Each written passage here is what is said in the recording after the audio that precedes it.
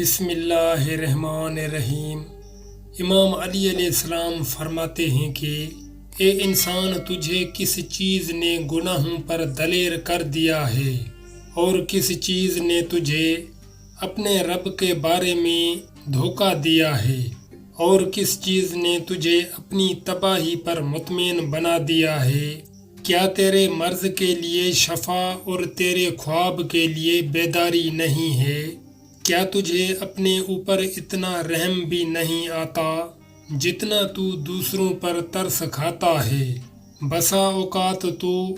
جلتی دھوپ میں کسی کو دیکھتا ہے تو اس پر سایہ کر دیتا ہے،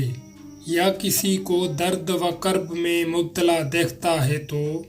اس پر شفقت کی وجہ سے تیری آنکھیں آنسو بہاتی ہیں، مگر خود اپنے روگ پر کس نے تجھے صبر دلایا ہے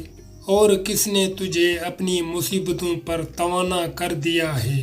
اور خود اپنے اوپر رونے سے تسلی دے دی ہے، حالانکہ سب جانوں سے بڑھ کر تجھے اپنی جان عزیز ہے، اور کیوں کر ڈیرے ڈال دینے کا خطرہ تجھے بیدار نہیں رکھتا، حالانکہ تو اپنے گناہوں کی بدولت اس کے